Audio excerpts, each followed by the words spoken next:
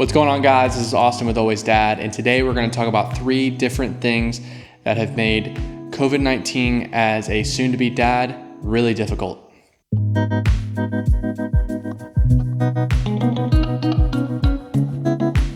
If it's your first time watching Always Dad, I just want to talk a little bit about who we are and what we do on YouTube. Always Dad is focused on producing high-quality content surrounded around fatherhood and things for dads and trying to encourage and uplift fathers in the world. On this channel, we're going to do gear reviews as well as topics just like this that are kind of serious. So if it's something that you are interested in, definitely hit the subscribe button down below as well as the bell notification so that you get notified when we upload a new video. And also like this video if you found it interesting. So today, like you saw in the title and the intro, we are going to talk about a few different things that have happened during COVID-19 while I am a soon-to-be father.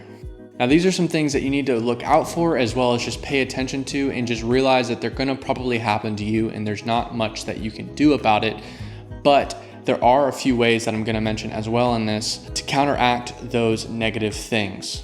So the first thing that has negatively affected me as a soon-to-be father during this pandemic is the rules at doctor's offices for visits. So the thing is as my wife goes to her doctor's appointments as well as the ultrasounds, I am unable to be a part of that, which of course, if you are a parent or a soon-to-be parent, you can understand how frustrating that can be. And it's really disappointing.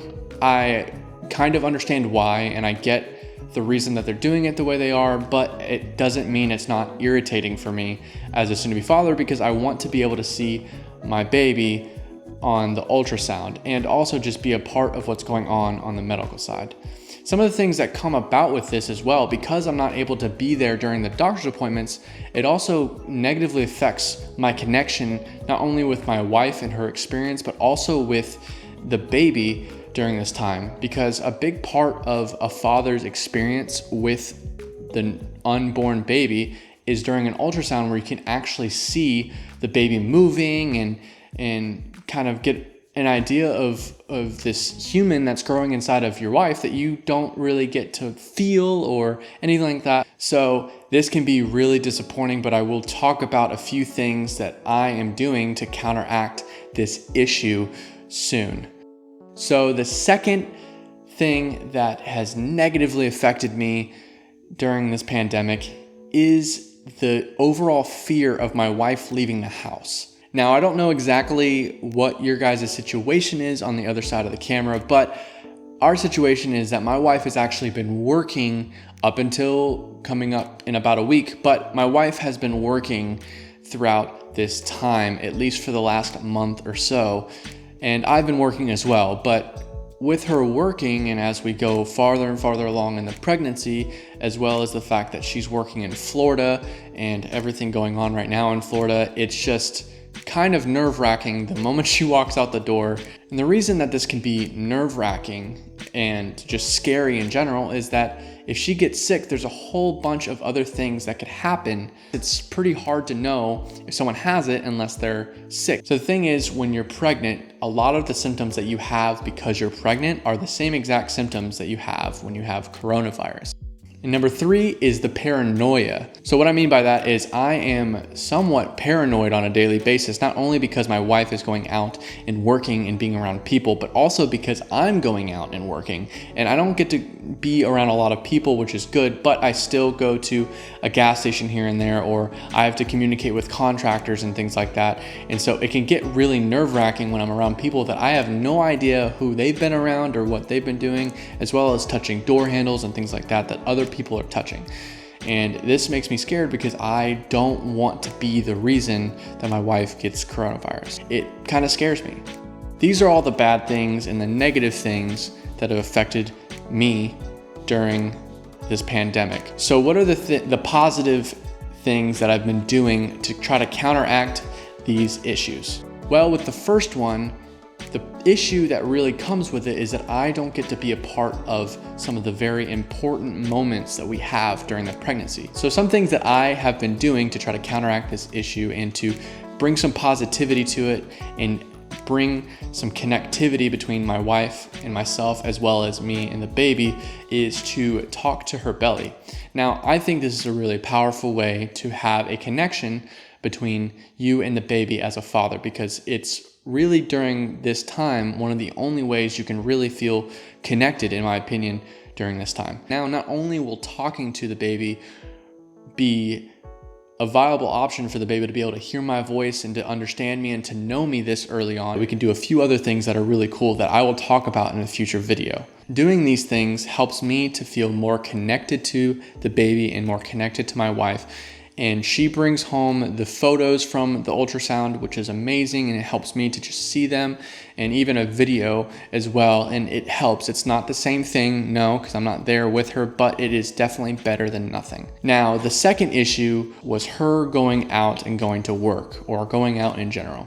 So what we did, and this is not going to work for everybody, and it's totally understandable, and I'm sorry if you're in this situation, but we're in a situation where she doesn't have to work. The reason that she went back to work was because she was sitting in the house all the time and she was just getting tired of sitting around. And so she wanted to go back to work when they opened up again, when it was safe to go back, which was fine in the beginning. But now that things are starting to ramp up again, especially in Florida, it's been kind of scary with her going to work. So the way that we counteracted this is that we are having her leave her job, at least for the moment. We're in a situation where she doesn't have to work, and so it works out okay in our favor to where she doesn't have to work, and I can bring home enough money to afford our bills and things like that.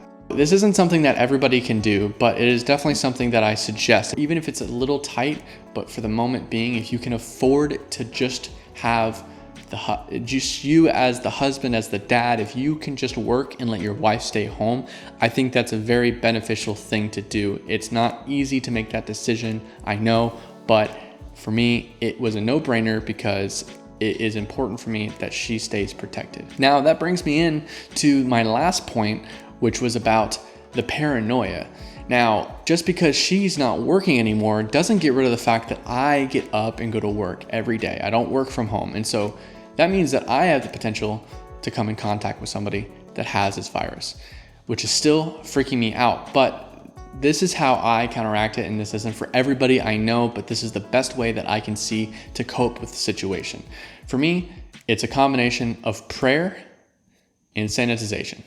What I mean by that is very simple. I am always in prayer. I am a Christian, and so I'm constantly praying and seeking after God in order to just pray that He would protect me as well as protect my wife and our unborn baby.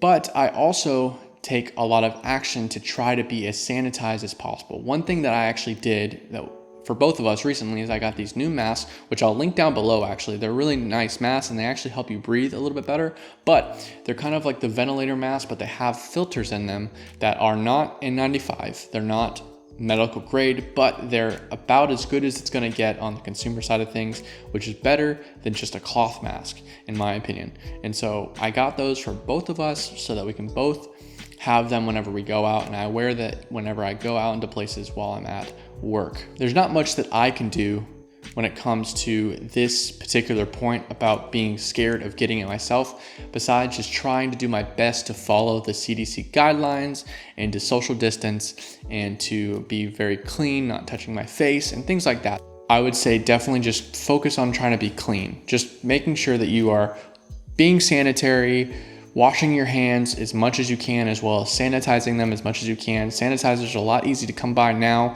so get yourself some as well. I got a big box of like 6 of like huge bottles, not huge, but pretty good sized bottles of hand sanitizer from Nomad, and I will link them down below as well. They don't smell amazing, I will say, but they work, and it is going to last us for a very long time because it doesn't take very much every time you spray it. With this video, I wanted to bring a little bit of hope in the darkness and let you know that you are not alone. I know that I'm not the only person that's dealing with this. I know I'm not the only soon-to-be dad, especially right now with everybody being in quarantine. There are a lot of soon-to-be dads out there.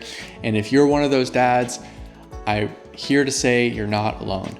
It's not just you out there. We're all dealing with the same thing, and it's hard and it's not easy, but at least if we can find other dads and other parents who are going through the same struggles, at least we can feel a little bit of comfort during this time. Definitely leave a comment down below about your thoughts and what you think about that. But for now, I just want to leave you with encouragement to say that it will be okay. We do what we can now. Follow the CDC. Just watch the news, keep up with what's going on, and stay home for your safety, to stay home or stay far away from people as much as you can and not going into too many public places. I hope that you got some value out of this video as well as some important information and maybe some encouragement during this crazy time of the pandemic. If you liked this video or if it brought you value, definitely please leave me a like down below, as well as a comment just saying hi or asking more questions or things that you want me to talk about in a future video. I promise they won't all be kind of like this, where it's kind of more serious and more kind of like nerve-wracking in a sense, but I just thought it was important for me to share my experience for those dads out there who are going through this, or moms as well who are going through this, because it's a hard time and we kind of need to join together in order to get through this together. So like I said, if you like this, please leave a like, as well as subscribe down below and hit the bell notification. Make sure when you hit the bell, you go for the all on the notification, not the personalized, because the way YouTube works, sometimes it doesn't always show or notify you when I upload a video unless it thinks that it is very specific and targeted for you. So if you want to make sure that you're watching all of my videos, definitely make sure you hit the bell with the all so that you get notified when I post a new video. Again, thank you so much for watching this video, and I'll catch you guys in the next one.